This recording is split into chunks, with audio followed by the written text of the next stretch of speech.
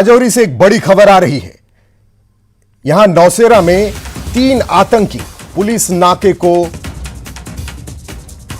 Riders ने police नाके को चकमा देकर फरार हो गए। इनकी तलाशी के लिए पुलिस जगह जगह सर्च ऑपरेशन कर रही है। पुलिस के मुताबिक तीनों आतंकी हो सकते हैं। वैसे इनके पास कोई हथियार नहीं था। ये तीनों पुलिस नाके को चकमा देकर फरार हुए और पुलिस इनकी लगातार तलाश कर रही है। ये घटना राजौरी के नौशेरा इलाके में हुई।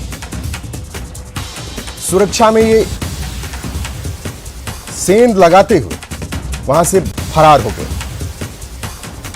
लेकिन इन तीनों राइडर्स को पुलिस तलाश कर रही है और जगह जगह इनकी तलाशी लगातार जारी है। इन तीनों के पास वैसे कोई हथियार नहीं है, लेकिन फिर भी पुलिस इनकी जांच कर रही है और इनकी तलाशी में जुटी हुई है।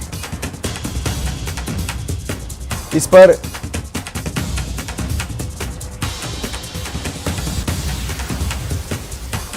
यह पूरी घटना जो है नौशेरा सेक्टर में हुआ है, जहां ये 3 बदमाश पुलिस नाके को चकमा देते हुए फरार हुए।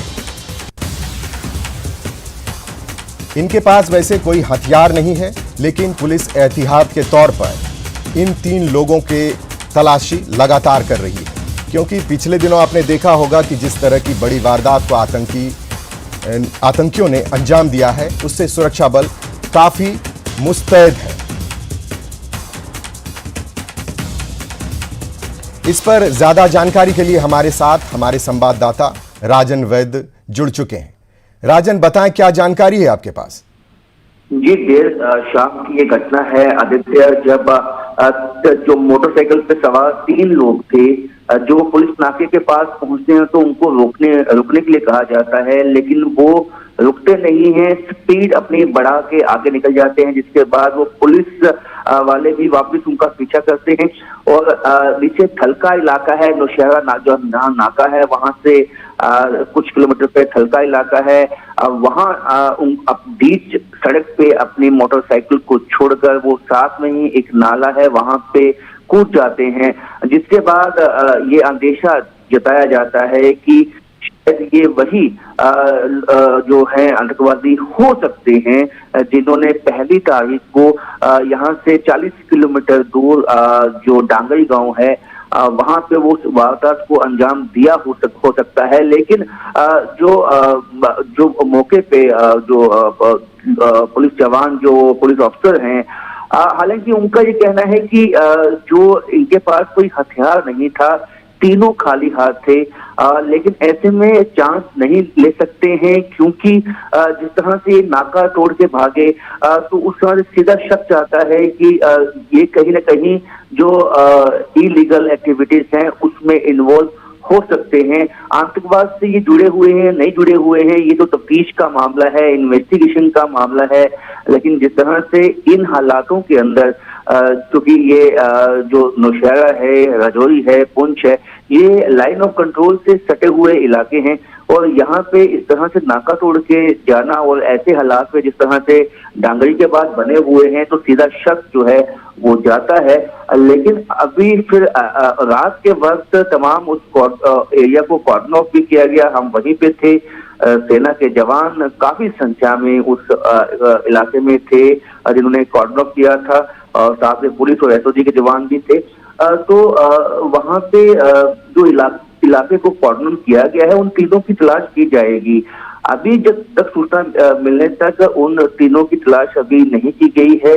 अभी तक पुलिस की तरफ से ऐसी कोई पुष्टि नहीं की गई है, लेकिन इतना जरूर है कि जल्द ही उन तीनों को ढूंढ लिया जाएगा। उसके बाद ही ये पिक्चर साफ हो पाएगी कि क्यों उन्होंने उस नाके को डॉज किया, क्यों वो भागे वहां से। जी आदित्य। जी, आपका बहुत बहुत शुक्रिया इन तमाम जानकारी। ये घटना वैसे कुछ दिन पहले आपने देखा होगा कि जिस तरह से टारगेट किलिंग को आतंकियों ने अंजाम दिया था, उसके बाद सुरक्षा एजेंसी कहीं ना कहीं पूरी मुस्तैदी के साथ ये कोशिश कर रही है कि कोई इस तरह की घटना फिर से ना हो सके। वैसे जिस संदिग्ध को देखकर पुलिस ने रुकने के लिए कहा, वो वहां से वैसे फरार हो गए, लेकिन उसकी तलाश लगातार जारी है। और ये घटना राजौरी जिले के नौशेरा से सामने आई। वैसे पुलिस इसकी लगातार तलाश कर रही है और इस पर आपने हमारे संवाददाता से भी जो जानकारी मिली उसमें आपने अभी हम मौजूद हैं नौशहरा में, जहां पे 3 संदिग्ध लोग जो हैं अपनी बाइक के ऊपर यहां से इस नाके को डॉच करते हुए निकले हैं। यहां साथ में ही नाला है जहां पे उन्होंने छलांग लगाई है और यहां पे सेना के जवान जितने भी हैं वो अलर्ट मोड पे हैं।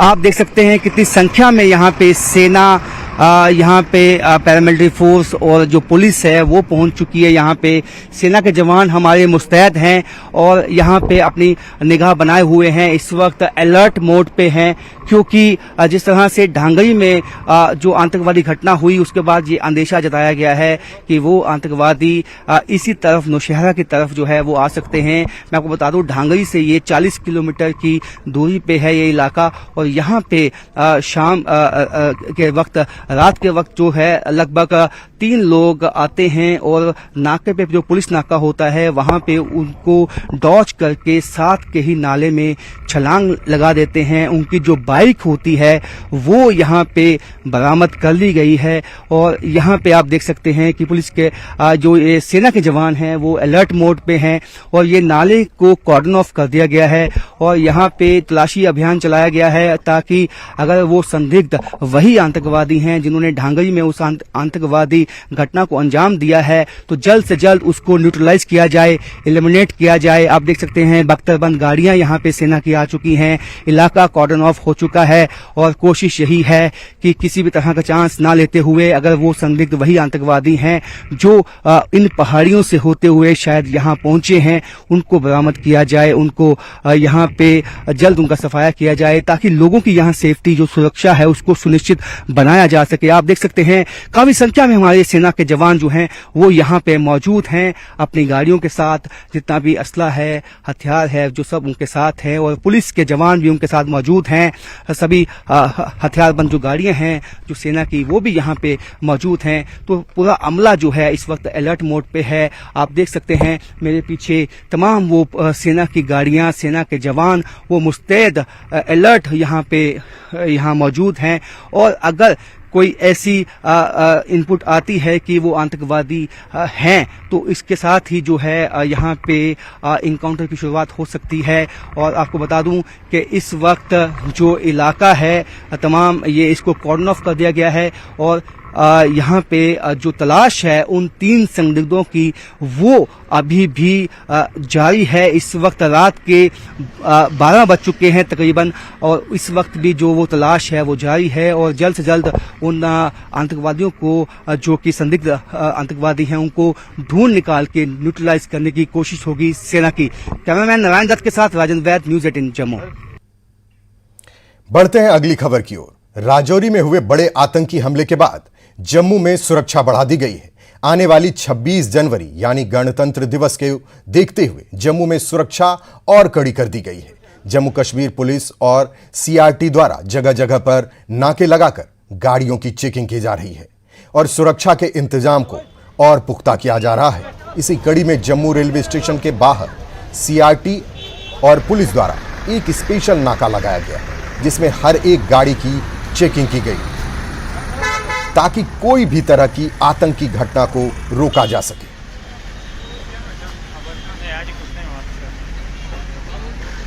जम्मू के रेलवे स्टेशन में इस समय हम मौजूद हैं और यहाँ पर तस्वीरें दिखाने की आपको कोशिश करेंगे जहाँ पर लगातार राजौरी इंसिडेंट के बाद किस तरह से सिक्योरिटी जो है वो बढ़ाई गई है और आप देख सकते हैं यहाँ तस्वीरों में किस तरह से जो सीआरटी और जम्मू कश्मीर पुलिस है वो लगातार यहाँ पर जो है वो अलग अलग गाड़ियों को जो है वो सर्च कर रही है। और आपको बता दें कि राजौरी इंसिडेंट जिसमें कि 6 लोगों की जान चली गई थी, मासूम लोगों की, उसके बाद से लगातार सुरक्षा जो है वो जम्मू कश्मीर में कड़ी कर दी गई है। और अभी भी आपको लगातार तस्वीरें दिखाने की कोशिश करेंगे जहां पर जम्मू कश्मीर पुलिस सीआरटी जो क्राइसिस रिस्पांस टीम है उसके साथ मिलकर यहां पर तफ्तीश जो है वो कर रही है। गया और लोग आने जाने वाले लोगों की गाड़ियां जो है वो चेक की जा रही हैं। देखिए किस तरह से जम्मू कश्मीर पुलिस जो है वो आने जाने वाली हर एक गाड़ी की प्रॉपर चेकिंग जो है वो यहाँ पर कर रही है। ये तस्वीरें आपको जम्मू रेलवे स्टेशन से दिखा रहे हैं, जहाँ पर लगातार क्राइसिस रिस्पांस टीम यानी कि CRT और जम्मू कश्मीर पुलिस और विभिन्न जो सुरक्षा एजेंसियां हैं वो यहाँ पर लगातार कोशिश कर रही हैं कि पता लगाया जा सके कि किस तरह से जो राजौरी इंसिडेंट हुआ उसके बाद जम्मू कश्मीर में किस तरह से सिक्योरिटी जो है वो यहाँ पर अलर्ट पर है। और लगातार जम्मू कश्मीर पुलिस जगह जगह पर छापेमारी कर ये सुनिश्चित कर रही है कि हालात जो है पूरी तरह से नॉर्मल रहे और साफ तौर पर जो गाड़ियां हैं आने जाने वाली वहां पर लगातार चेकिंग जो है वो यहाँ की जा रही है। तस्वीरें आप देख सकते हैं जम्मू के रेलवे स्टेशन के बाहर, यहाँ पर हर एक गाड़ी को प्रॉपर चेक जो है वो किया जा रहा है। उनसे पूछताछ यहाँ पर की जा रही है कि कहाँ जाना चाहते हैं और क्या मकसद लेकर यहाँ से वो गुजर रहे हैं, और साथ ही साथ हर एक गाड़ी की आइडेंटिटी पूछी जा रही है, उनसे पूछताछ की जा रही है कि किस तरह से यहाँ पर वो आए हैं और क्या कुछ वजहत लेके आए हैं। आप देख सकते हैं यहाँ तस्वीरों में किस तरह से गाड़ियों की चेकिंग जो है वो लगातार की जा रही है और डिक्कीज खोलकर यहाँ पर लोगों की जो पहचान पत्र है वो यहाँ पर लिए जा रहे हैं, लाइसेंस चेक किए जा रहे हैं। आधुनिक हथियारों के साथ लैस जम्मू कश्मीर के सुरक्षा बल यहाँ पर पूरी तरह से चेकिंग जो है वो लगातार कर रहे हैं। आप देख सकते हैं तस्वीरों में किस तरह से आने जाने वाली हर एक गाड़ी की प्रॉपर चेकिंग जो है जम्मू कश्मीर पुलिस यहाँ पर कर रही है। क्राइसिस रिस्पांस टीम जो कि हमेशा से हमने देखा है कि अहम रोल उन्होंने निभाया है हर एक जगह में। जो सिदरा एनकाउंटर हुआ था उसमें भी यहाँ पर क्राइसिस रिस्पांस टीम ने एक बेहतरीन रोल जो है वो निभाया था और हमेशा से जम्मू कश्मीर में एक अहम रोल निभाती रही है। यहाँ पर गाड़ियों की चेकिंग देख सकते हैं आप किस तरह से चल रही है। बैग्स यहाँ पर चेक किए जा रहे हैं ताकि हर एक जो व्यक्ति है वो पूरी तरह से यहाँ पर जो जा रहा है, चाहे वो रेलवे स्टेशन में या फिर आसपास के इलाकों में, तो वो जो है किसी और को नुकसान न पहुंचा सके। रेलवे स्टेशन जो कि हमेशा से आतंकियों के निशाने पर रहा है, वहीं से कोशिशें यहाँ पर की जा रही सुरक्षा बलों की द्वारा कि राजौरी इंसिडेंट के बाद जो बड़ा अटैक हुआ उसके बाद सुरक्षा जो है वो कड़ी की जाए और किसी तरह की भी लापरवाही जो है ना बरती जाए। एक तरफ जहाँ पर 26 जनवरी कुछ दिनों बाद आने वाली है उसकी तैयारियां चल रही है। बड़े जो इस तरह के नेशनल जो इवेंट्स होते हैं, त्यौहार होते हैं, उस दिनों आतंकियों की लगातार कोशिशें रहती है कि वो कोई बड़ी आतंकी वारदात को जो है वो अंजाम दे। पर उसी की कड़ी में जम्मू कश्मीर पुलिस जो है कोशिश कर रही है कि हर एक जगह पर जो सुरक्षा है वो कड़ी कर दी जाए। और राजौरी इंसिडेंट के बाद ये सुनिश्चित किया जा रहा है कि जगह जगह में, चाहे वो बॉर्डर एरियाज हो चाहे वो इंटरनल एरियाज हो, हर जगह पर जो लोग हैं वो सुरक्षित रहें और बिना किसी परेशानी के, बिना किसी डर के आसपास घूम सके। और इसीलिए सुरक्षा को और कड़ा कर दिया गया है। न्यूज़ 18 जम्मू कश्मीर लद्दाख के लिए जम्मू से मैं रजत बोहरा। राजौरी में की गई टारगेट किलिंग के विरोध में कठुआ में सर्वधर्म सेवा संस्था ने राजौरी हमले के मृतक लोगों को याद किया। उन्होंने कठुआ के शहीद चौक में शहीद स्मारक पर मोमबत्तियां जलाकर मृतकों को श्रद्धांजलि दी। संस्था के प्रधान कार्तिक शर्मा ने कहा कि यह सब सुरक्षा में खामियों के कारण हुआ है और वह मांग करते हैं कि आम लोगों की सुरक्षा सुनिश्चित की जाए, नहीं तो जम्मू कश्मीर में हालात और खराब हो सकते हैं। जो पिछले दिनों राजौरी में एक नरसंहार हुआ, एक फैमिली के घर जाकर उनके आधार कार्ड देखकर एक टारगेट किलिंग की गई। हम जो भी उन हमलों में शहीद हुए हैं, हम उन सबको श्रद्धांजलि देते हैं और हमारी केंद्र सरकार से यही मांग है, होम डिपार्टमेंट जो गृह मंत्री हैं अमित शाह जी से, हमारी जम्मू कश्मीर की लोगों की जो सुरक्षा है वो आपके हाथ में। हम चाहते हैं कि आप एक ही बार में पाकिस्तान पर अटैक करके इस आतंकवादी हमलों को एक ही बार जड़ से खत्म। राजौरी में आतंकी घटना को लेकर बिशनाहा में युवाओं में आक्रोश देखा गया। युवाओं ने सड़कों पर उतरकर पाकिस्तान और आतंकवाद के पुतले फूके, जोरदार नारेबाजी और धरना प्रदर्शन करते हुए सरकार से वीडीसी को मजबूत करने की मांग की है।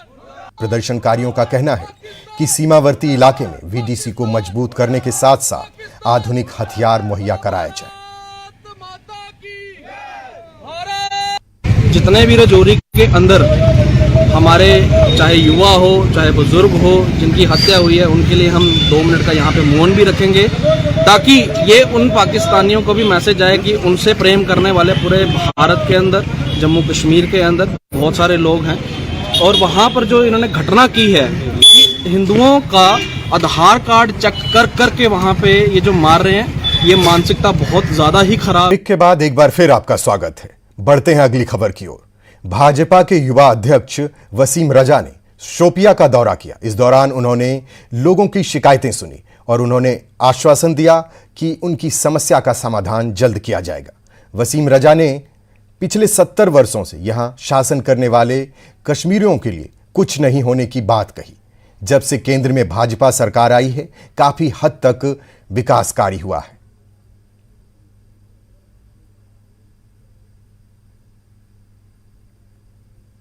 उन्होंने मुझे बोला था कि हम बहुत प्रॉब्लम्स को फेस कर रहे हैं, तो आज जब मैं यहाँ पर पहुँचा तो बदकिस्मती की वजह से मैंने यहाँ पर देखा ये लोग सच में बहुत ज़्यादा प्रॉब्लम्स फेस कर रहे हैं।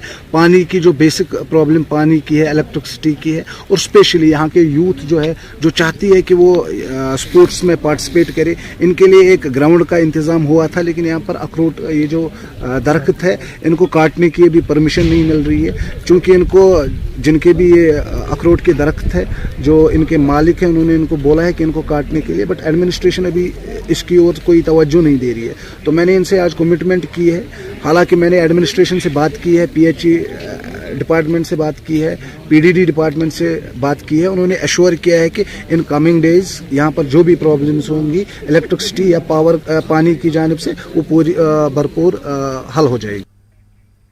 त्राल के बगमड गुर्जर बस्ती तक सड़क संपर्क न होने के कारण लोगों को काफी दिक्कतों का सामना करना पड़ रहा है। स्थानीय लोगों ने बताया कि इलाके के लोगों को अभी भी मरीजों को स्ट्रेचर पर अस्पताल ले जाना पड़ता है। उन्होंने कहा कि असल में अधिकांश ग्रामीण क्षेत्रों को जोड़ने वाली सड़कों का निर्माण किया गया है, लेकिन इस क्षेत्र को नजरअंदाज कर दिया गया। लोगों ने सरकार से सड़क के निर्माण की मांग की है।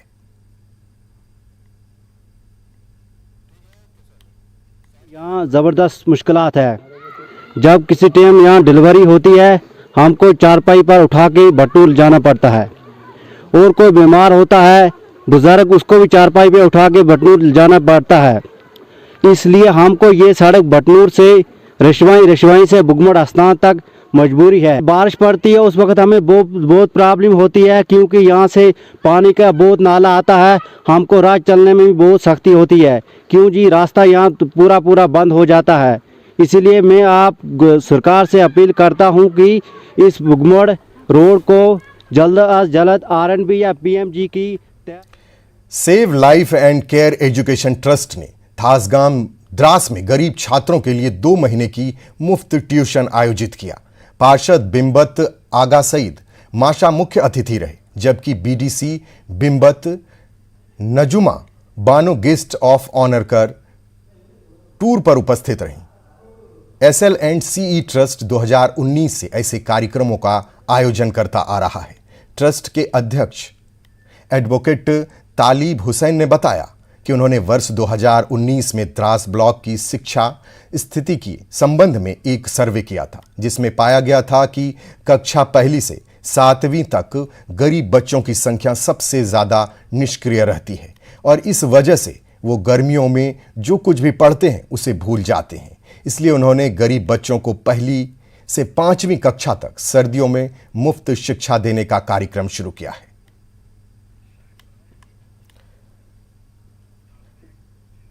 Himalayan sports and culture development organisation और youth services and sports Drass के सहयोग से ice hockey association of India द्वारा 10 दिवसीय आइस हॉकी डेवलपमेंट कैंप आयोजित किया गया, जिसमें लड़कों और लड़कियों की 12 टीमों ने भाग लिया। भारतीय टीम का प्रतिनिधित्व करने वाले स्थानीय कोच खिलाड़ी की ट्रेनिंग के लिए कड़ी मेहनत कर रहे हैं। गौरतलब है कि आजकल द्रास में -25 से 39 डिग्री की शीतलहर और सर्दी की परवाह किए बिना युवा खिलाड़ी इस कैंप में भाग ले रहे हैं।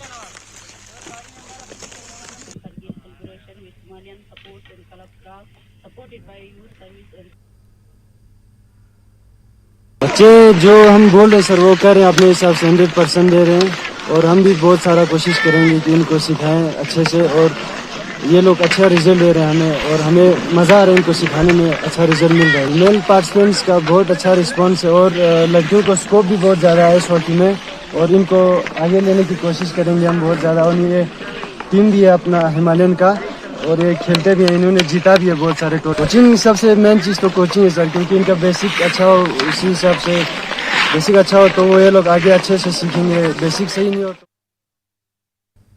हिमाचल विधानसभा का शीतकालीन सत्र का आज दूसरा दिन 11 बजे से शुरू होगा। दूसरे दिन की कार्यवाही आज होगी। अध्यक्ष पद का चुनाव कुलदीप पठानिया लड़ रहे हैं। उम्मीदवार अध्यक्ष के चुनाव के बाद राज्यपाल का अभिभाषण होना है।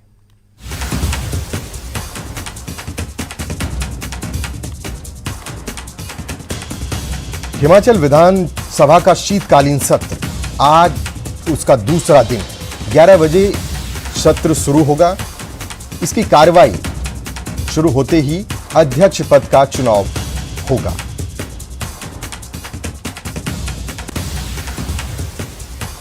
वैसे इनका चुना जाना लगभग तय हो चुका है, क्योंकि विपक्ष ने कोई उम्मीदवार नहीं खड़ा किया है। इसके बाद राज्यपाल का अभिभाषण है।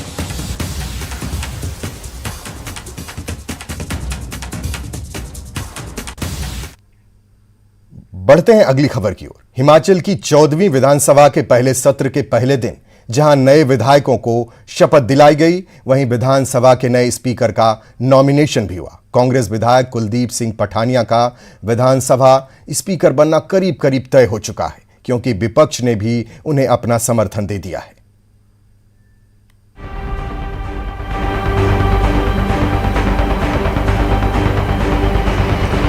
किसी विधानसभा से जब ऐसी तस्वीरें आती हैं तो वो यादगार बन जाती हैं,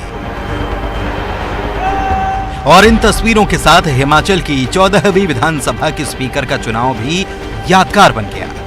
कांग्रेस ने विधानसभा के स्पीकर के लिए कुलदीप सिंह पठानिया का नाम आगे बढ़ाया, तो विपक्ष ने भी आगे बढ़कर उनके नाम पर सहमति जताई। तस्वीरों में आप देख सकते हैं कि विधानसभा में कुलदीप पठानिया के नामांकन के वक्त सत्ता पक्ष के नेताओं के साथ नेता प्रतिपक्ष जयराम ठाकुर भी मौजूद रहे। देखिए, अभी मैं धन्यवाद करना चाहूँगा हमारे